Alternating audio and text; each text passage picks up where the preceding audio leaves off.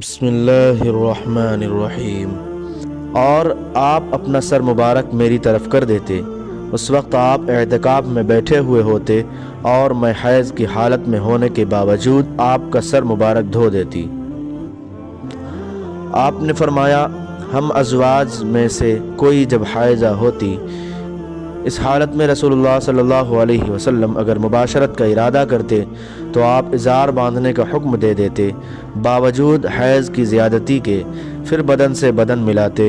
آپ نے کہا، تم میں ایسا کون ہے جو نبی کریم صلی اللہ علیہ وسلم کی طرح اپنی شہوت پر قابو رکھتا ہو؟ اس حدیث کی مطابقت خالد اور جریر نے شیبانی کی روایت سے کی ہے۔ یہاں بھی مباشرت سے ساتھ لیٹنا بیٹھنا مراد ہے۔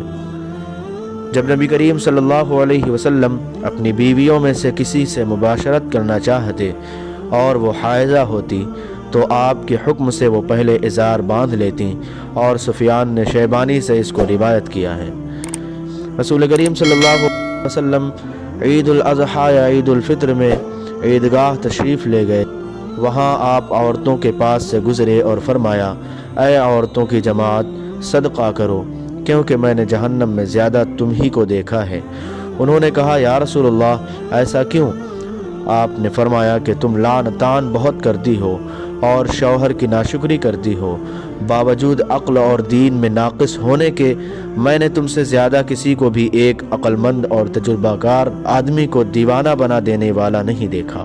عورتوں نے عرض کی کہ ہمارے دین اور ہماری عقل میں نقصان کیا ہے یا رسول اللہ؟ آپ نے فرمایا، کیا عورت کی گواہی مرد کی گواہی سے نصف نہیں ہے؟ انہوں نے کہا، جی ہے۔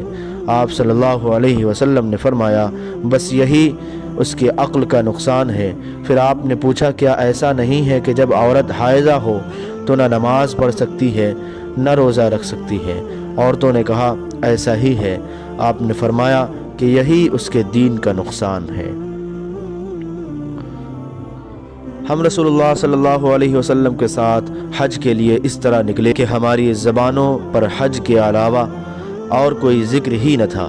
جب ہم مقام صرف پہنچے تو مجھے حیض آ گیا۔ اس غم سے میں رو رہی تھی کہ نبی صلی اللہ علیہ وسلم تشریف لائے۔ آپ نے پوچھا کہ کیوں رو رہی ہو؟ میں نے کہا، کاش میں اس سال حج کا ارادہ ہی نہ کرتی۔ آپ نے فرمایا، شاید تمہیں حیض آ گیا ہے۔ میں نے کہا، جی ہاں۔ آپ نے فرمایا، یہ چیز تو اللہ تعالیٰ نے آدم کی بیٹیوں کے لیے مقرر کر دی ہے، اس لیے تم جب تک پاک نہ ہو جاؤ طواف بیت اللہ کے علاوہ حاجیوں کی طرح تمام کام انجام دو۔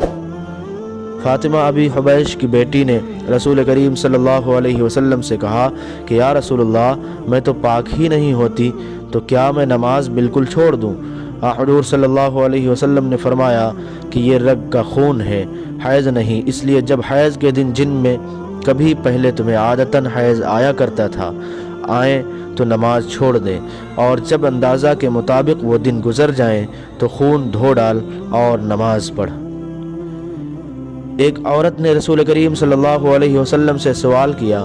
اس نے پوچھا کہ یا رسول اللہ، آپ ایک ایسی عورت کے متعلق کیا فرماتے ہیں جس کے کپڑے پر حیض کا خون لگ گیا ہو؟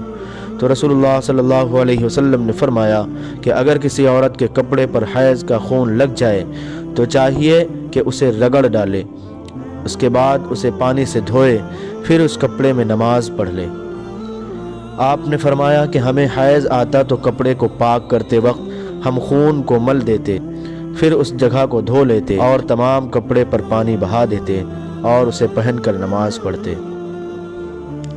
نبی صلی اللہ علیہ وسلم کے ساتھ آپ کی بعض ازواج نے اعتکاف کیا، حالانکہ وہ مستحاضہ تھیں اور انہیں خون آتا تھا، اس لیے خون کی وجہ سے تشت اگر اپنے نیچے رکھ لیتی۔